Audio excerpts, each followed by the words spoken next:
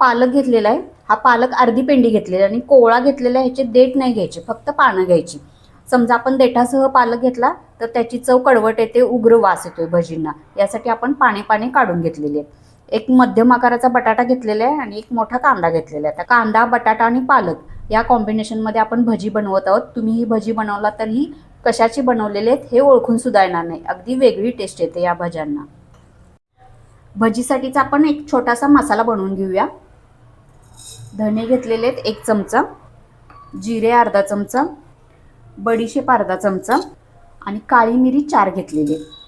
आता सर्व मसाला हा थोडासा गरम करून घ्यायचा. कढई गरम झालेली आहे, फक्त मसाला गरम झाला की बंद करून घ्यायची. खूप जास्त भाजायचं नाही आहे. आता हे गरम केल्यामुळे छान वाटले जातात मसाले सर्व एकत्र आणि सुगंध चांगला येतो. फ्रेश मसाले वापरायचे, आपण पावडर मसाले वापरायचे नाहीत, म्हणजे ह्याचा सुगंध भज्यांमध्ये छान मिक्स होतो. सर्व मसाले हलकेसे गरम करून घेतले. आता हे आपण जाडसर वाटून घेऊया. धणे, जिरे या पद्धतीने असे वाटून घेतलेले. तर खूप जास्त बारीक नाही वाटलेले, भरड वाटलेले, म्हणजे हे तोंडामध्ये आले की भजी खायला एकदम खमंग लागतात. आता या मसाला वाटून घेतल्यानंतर आपण आलं घालूया 1 इंच, 10 लसूण पाकळी घेतलेली आहेत आणि 5 मिरच्या घेतलेल्या आहेत. आता आलं, लसूण आणि बटाट्याचा फ्लेवर एकदम छान येतो. याचं कॉम्बिनेशन पण एकदम चांगलं लागतं आणि भजी एकदम वेगळी टेस्टी होतात. आता हे पण मी वाटून घेते. या पद्धतीने हा मसाला झालेला आहे. आता मिरची, आलं ओलं होतं त्यामुळे साधारणचा ओलसर झालेला आहे हा मसाला. पालक बारीक कापून घेतलेला आहे या पद्धतीने. बटाटा कापून पाण्यामध्ये ठेवलेला आहे. तर बटाटा पण हा असा बारीक कापून घ्यायचा आहे, खूप जास्त मोठा नाही ठेवायचा आणि पातळ कापून घ्यायचा आहे.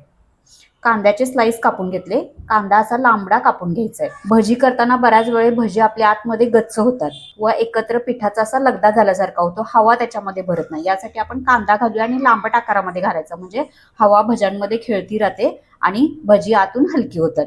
आणि बटाटा घातलेला आहे. बटाटा आणि पालक यांचं कॉम्बिनेशन एकदम छान होतं. आलं, लसूण आणि बटाटे याचं कॉम्बिनेशन छान लागतं आणि एकदम भजी टेस्टी होतात. यासाठी आपण आलं, लसूण आणि बटाटा वापरलेला आहे. 1 वाटी बेसन घेतलेलं आहे. बेसनचं प्रमाण थोडंसं कमी जास्त लागू शकतं, आपल्याला जसं लागेल तसं आपण बेसन घालूया.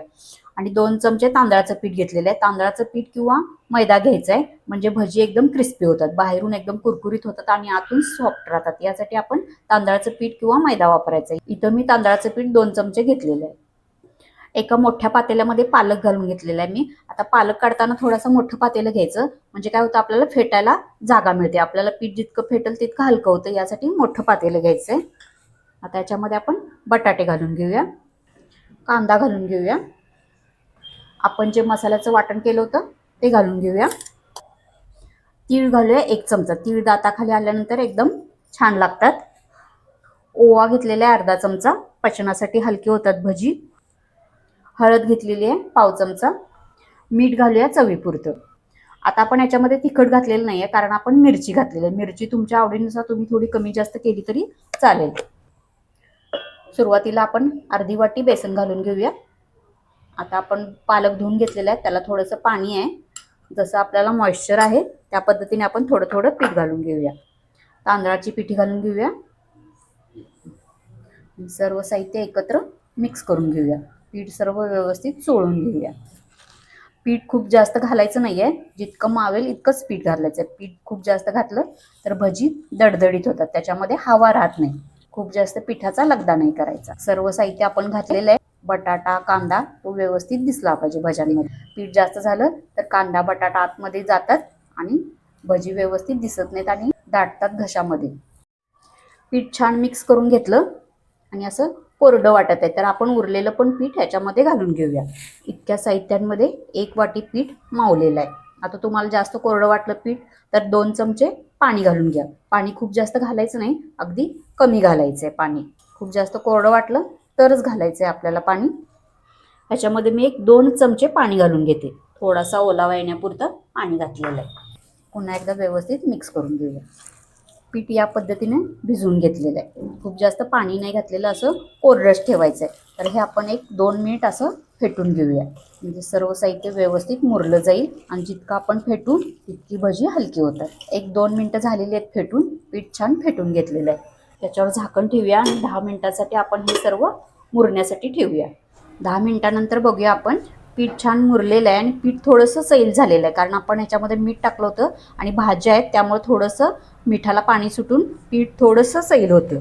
यासाठी आपण सुरुवातीलाच पातळ नाही करायचं आहे. तर ह्याच्यामध्ये मी 1-2 चमचे तेल टाकते. तेल टाकल्यामुळे भजी आतपर्यंत व्यवस्थित भाजली जातात. आणि 1-2 चिमूटच सोडा घालायचा आहे. सोडा खूप जास्त घालायचं नाही, आपण तेल घातलेलं आहे. तर तेल सोडा व्यवस्थित आपण एकत्र फेटून घेऊया. आता मगाचपेक्षा पीठ थोडंसं सैल झालेलं आहे. 1-2 ते 3 मिनिट पीठ फेटून घेऊया. जितकं आपण पीठ फेटू तितकं याच्यामध्ये हवा भरते, भजी एकदम हलकी होतात. अगदी वेगळ्या कॉम्बिनेशनची भजी मी दाखवते. आता बटाटे आपण कापून घेतलेले आहेत, किसून घातला तरी पण चालेल, पण शक्यतो कापूनच घ्या म्हणजे त्याच्यामध्ये हवा भरते. खूप जास्त बारीक बारीक सर्व साहित्य घातलं तर भजी एकदम दाट होतात, त्यासाठी आपण कापूनच घ्या शक्यतो. कांदा पण असा लांबट चिरून घ्यायचा, खूप जास्त बारीक नाही करायचं. पीठ छान फेटून झालेलं आहे, आता आपण भजी बनवून घेऊया. तेल मध्यम आचेवर मध्यम गरम केलेलं आहे. तेल खूप जास्त कडकडीत तापलं तर भजी एकदम काळी पडतात घातल्या घातल्या, आणि एकदम कमी तापलं तर आतून कच्ची राहतात. या पद्धतीने आपण भजी टाकून घेऊया. साधारण गोल आकारामध्ये अशी भजी टाकलेली आहेत मी, खूप जास्त रफली टाकलेली नाही आहे. त्याला थोडासा आकार आलेला आहे गोलसर. या पद्धतीने आपण भजी टाकून घेऊया. तर गॅस मध्यमच ठेवलेला आहे मी. जितकी भजी मावतील तेलामध्ये तितकीच टाकायचे, खूप जास्त टाकायची नाहीत भजी, कारण तळायला जागा लागते. तळायला चांगली जागा असेल तर भजी एकदम आतून क्रिस्पी होते. भज्यांना थोडासा आकार आलेला आहे, लगेच भजी आपण परतायची नाही. खाली चिकटलेली असतील तर थोडीशी सोडवून घ्यायची. या पद्धतीने भजी पातळ असताना लगेच हलवली तर मोडून जातात भजी आणि आकार व्यवस्थित येत नाही. हलक्या हाताने आपण हलवून घेऊया भजी. गॅस मध्यमच ठेवलेला आहे, शेवटपर्यंत गॅस मध्यमच ठेवायचा आहे. आपण याच्यामध्ये तांदळाचं पीठ घातलेलं आहे त्यामुळे एकदम भजी कुरकुरीत होतात, खाताना एकदम कुरकुरीत लागतात आणि आतमध्ये मऊ असतात छान. म्हणजे आपल्याला गाड्यावर जशी भजी असतात त्याच पद्धतीने ही भजी तयार होतात. भजी एक साईडने भाजलेली आहे, आता आपण परतून घेऊया. भजी भाजताना गडबड नाही करायची, आतपर्यंत भजी व्यवस्थित भाजली गेली पाहिजे, तरच ती छान क्रिस्पी होतात. मोठ्या गॅसवर भाजली तर चांगली नाही लागत, करपून जातात, मध्ये कच्ची राहतात, चव चांगली नाही येत. मध्यम आचेवर भाजून घेऊया शिस्तीत. भजी भाजली गेलेली आहेत, आता आपण 1 मिनिटभरच गॅस मोठा करूया आणि भजी तळून घेऊया, म्हणजे बाहेरून एकदम क्रिस्पी होतात. आता तुम्हाला जर ऐन वेळेला करायचे असतील तर तुम्ही ही अर्धवट तळून घ्या आणि बाजूला ठेवून द्या, आणि पाहुणे येतील किंवा ज्यावेळी तुम्हाला खायचे असतील गरम गरम त्यावेळी तळून घेतली तरी पण चालतील, म्हणजे एकदम भजी तुम्हाला गरम गरम खायला मिळतील. अर्धवट तळून घ्यायची आणि पुन्हा आपल्याला पाहिजे त्यावेळी एकदा तळून घ्यायची. असे केल्यामुळे भजी पण एकदम क्रिस्पी होतात आणि ऐन वेळेला पण आपल्याला गडबड नाही होत. तर ही भजी तयार झालेली आहेत, आपण काढून घेऊया. टिश्यू पेपरवर भजी काढून घेऊया.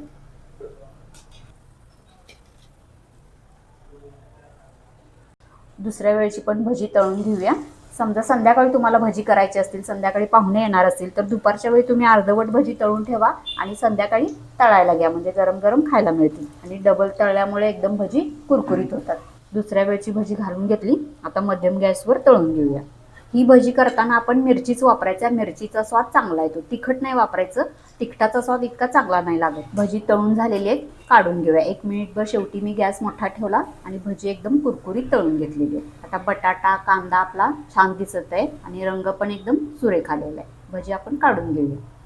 भज्यांचा क्रिस्प कसा झालेला आहे तुम्हाला मी दाखवते. एकदम कुरकुरीत आवाज येत आहे भज्यांचा. एक भजी तुम्हाला मी मोडून दाखवते. बाहेरून एकदम कुरकुरीत झालेली आहे आणि आतून अशी एकदम सॉफ्ट झालेली आहे.